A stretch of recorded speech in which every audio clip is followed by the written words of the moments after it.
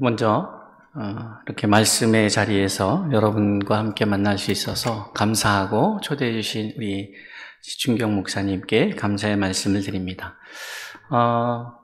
하나님의 말씀을 나눈다는 것은 매우 설레이는 일인 것 같습니다.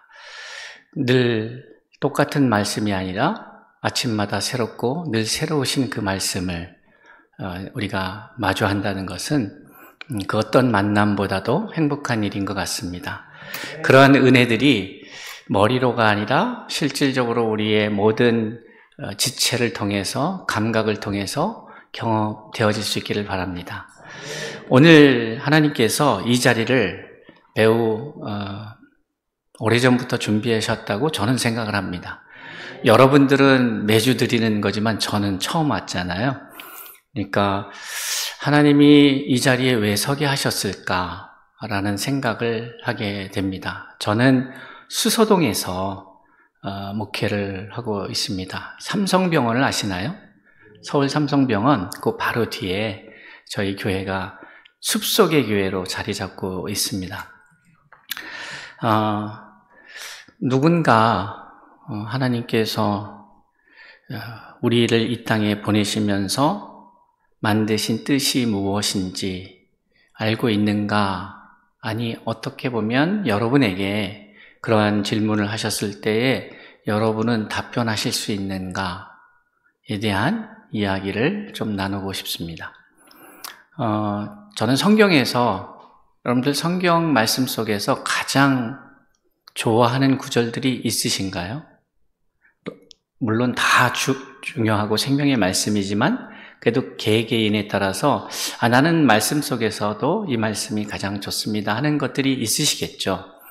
적어도 이렇게 이 귀한 시간에 이곳에 오셔서 함께 예배하고 찬양하고 말씀을 듣는 여러분들이시라면 그런 구절들이 하나쯤 있는 것이 좋지 않을까 생각을 해보면서 저는 오늘 이 본문을 제일 좋아합니다. 저는 성경 말씀 속에서 이 본문을 제일 좋아하는데요. 사실 그런데 이 상황은 그렇게 좋아할 만한 상황은 아닙니다. 그러니까 예수님의 입장에서 아니면 예수님을 사랑하고 따랐던 사람들 입장에서 보면 어떻게 보면 이 순간이 가장 절망적인 순간입니다.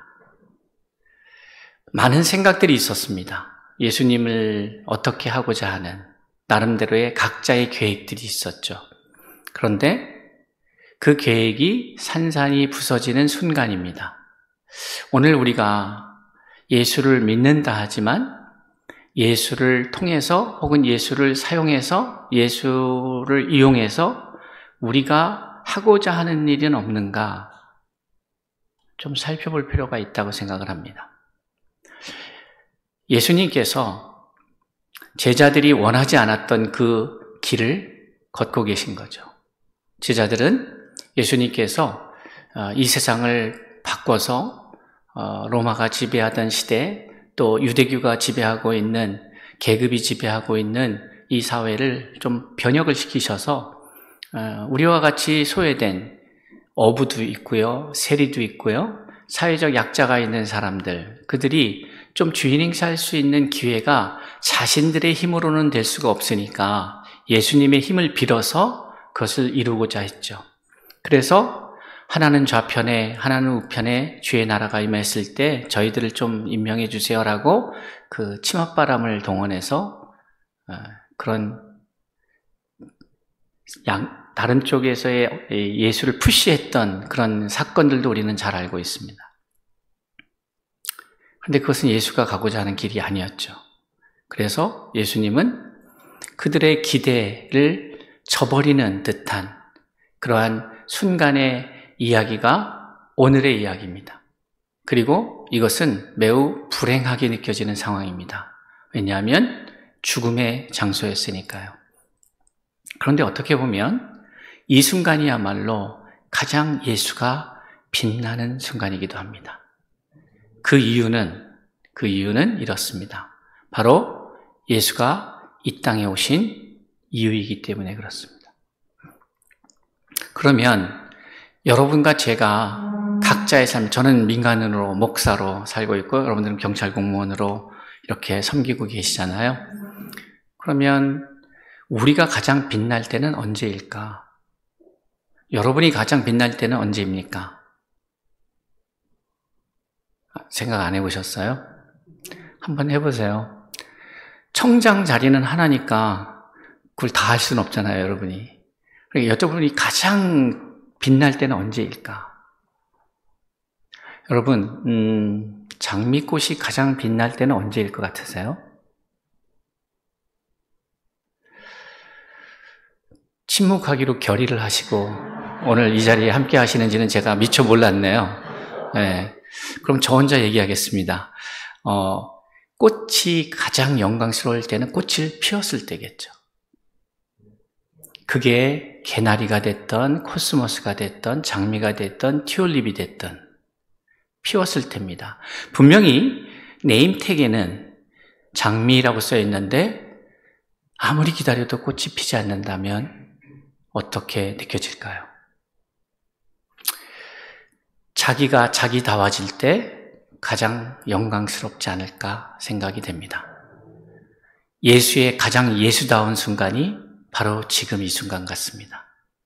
예수의 예수다움의 순간은 많은 사람들에게 환영받았던 나귀를 타고 입성하시면서 사람들이 호산나 다윗의 왕이여 이렇게 칭송하고 박수치는 그 자리가 아니었습니다. 예수는 다 이루었다라고 사람들은 이 장면에 대한 평가를 이렇게 합니다. 커봐라, 실패했지, 네 뜻대로 안 되지, 모르는 소리죠. 이것이 예수의 뜻이었습니다.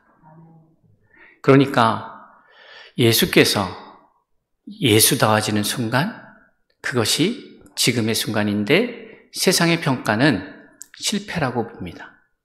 근데 이게 예수만의 이야기가 아닙니다. 바로 저와 여러분의 이야기이기도 합니다.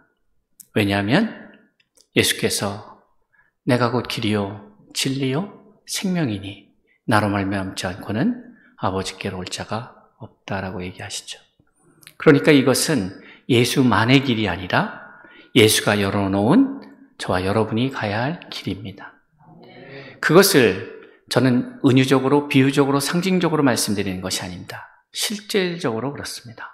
그래서 예수님께서는 자신의 시간이 멀지 않았다고 느꼈을 때에 제자를 향하여서 기도하시는 장면이 있죠. 그리고 마지막 순간에 대한 이야기를 하면서 예수님께서 요한복음 16장에서 그런 말씀을 하시는 거죠. 너희가 세상에서는 환난을 당한다. 그러니까 그것은 우리가 잘못해서 하는 것도 아니고 우리가 아무리 잘하고 아무리 뛰어나고 아무리 노력을 해도 결론은 뭐냐? 우리는 세상에서 환난을 당하게 되어 있어요. 아니 오히려 우리가 제대로 살면 세상에서 환난을 당한다는 거예요. 그때에 느끼는 감정은 뭡니까? 두려움입니다. 환난을 당할 때 우리가 느끼는 그 감정은 두려움이에요. 여러분은 두려움이 있으십니까? 없으십니까? 참 침묵하기로 하셨죠? 저는 목회자이지만 목회를 하면서도 때로 두려울 때가 있는 거예요. 이게 맞을까? 이 길을 가는 게 맞나? 이렇게 하면 교회가 부흥하나? 내 선택이 맞을까? 이런 두려움이 있어요. 그런데 그 두려움과 함께 오는 또 다른 측의 감정이 있습니다. 그것은 설레임입니다. 두려움과 설레임은요, 이렇게 같이 와요. 그래서 꿈을 갖고 나갈 때에 두려움이 와요. 그런데 그 뒤에 설레임이 있어요. 이곳에서 내가 어떠한 감정으로 나의 마음을 채워갈 것인가가 믿음의 사람인가 아닌가의 문제입니다. 오늘 이 말씀은 대부분의 많은 사람, 아니 모든 사람들은 이 순간이 두렵습니다. 그런데 저는 이 얘기가 어떻게 들려지냐면 이 이야기를 할 수 있으려면요, 자기가 이 땅에 왜 왔는지를 정확하게 알아야 합니다. 지금 예수님께서 내가 다 다 해봤다 이런 얘기를 하시는 게 아니에요. 예수님은 저보다 못 해본 게 더 많으세요. 저는 세 아들을 가진 아빠예요. 그렇게 긍휼한 눈빛으로 보지 마십시오. 네, 참 저도 그렇습니다. 네, 딸이 없습니다. 그런데 예수님은 자녀도 없고 저는 사랑하는 아내가 있는데 예수님 그런 경험도 없어요. 저는 이렇게 경찰청에 와서 설교도 하는데 예수님은 이런 데 와서 설교해 하신 적도 없어요. 그러니까 예수님이 하신 것보다 못 하신 게 훨씬 많습니다. 인생이 그렇지 않나요? 여러분이 하고 싶은 거, 하실 수 있는 거, 한 것보다 못 해본 게 훨씬 많아요. 그런데 세상의 관점에서 보면 그러면 실패자 같고 루저 같습니다. 그리고 지금 이 순간도 가만히 보면 죽어가는 순간이에요. 그리고 그 죽음이 죄인으로, 그리고 더 억울한 것은 아무도 죄인인 것을 발견하지 못했는데 조사를 해봤는데 죄가 없는데 죄인으로 죽는다? 억울해서 십자가에 달려 죽기 전에 화병으로 죽을 것 같아요. 네, 이 상황 자체가. 네, 그런데 예수님은 다 이루었대요. 그 얘기는 뭐냐면 나는 내가 이 땅에 왜 왔는지 정확하게 알았다. 그리고 나는 그 길을 살아왔다. 그리고 나는 지금 그 일을 마친다. 그러니 난 조금의 미련도 없어. 형식적으로 보면 너희들이 재판을 해서 나를 죽이는 것 같지만 그게 아니야. 나는 내 할 일을 하고 이제 아버지 품으로 가는 거야. 승리의 메시지죠. 이것은 승리의 선언이십니다. 저는 이 자리에 참석한 저와 여러분이 세상 사람들이 어떻게 여러분을 평가하는지 문제가 아니라 내가 이 땅에 왜 왔는지,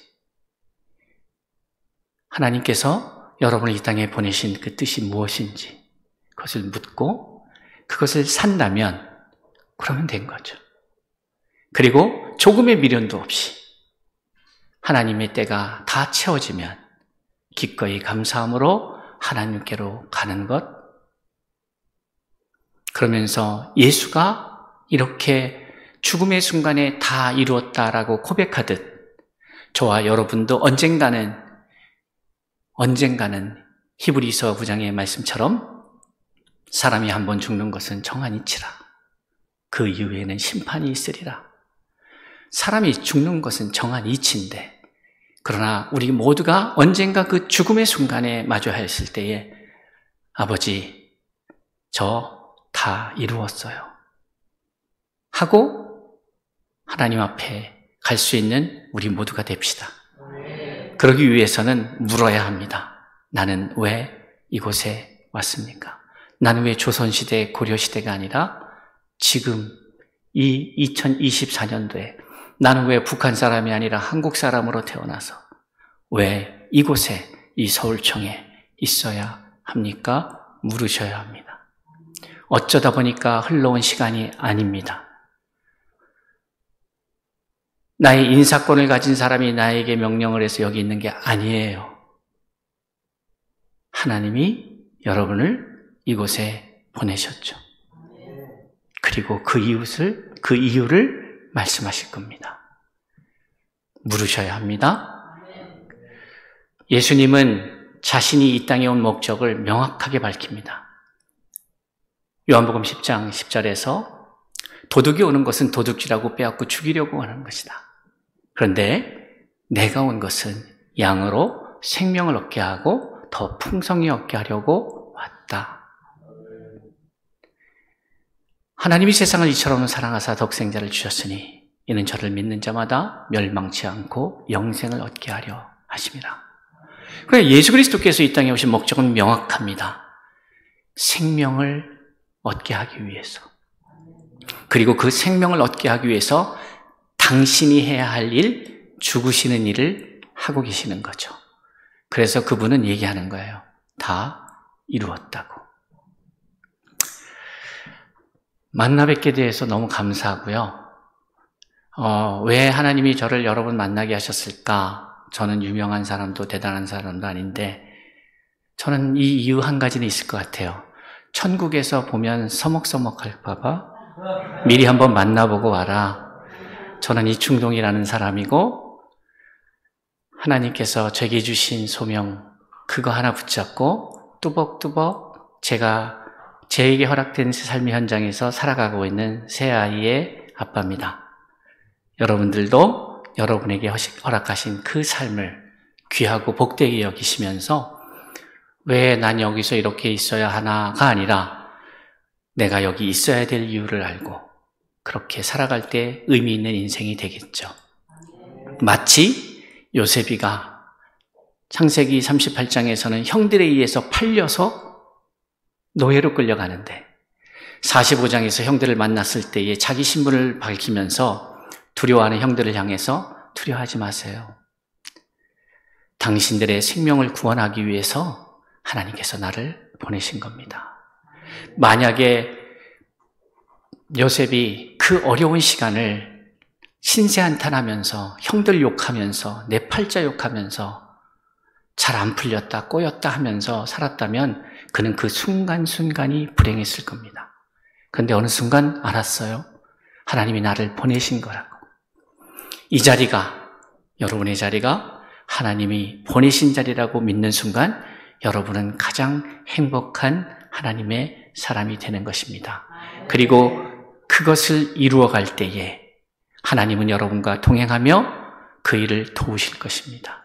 그것은 여러분의 일이 아니라 하나님이 여러분에게 부여하신 하나님의 일이기 때문에 그렇습니다. 우리 함께 주님 앞에 설 때에 다 이루었다 하고 천국에서 반갑게 만났으면 좋겠습니다. 기도하겠습니다.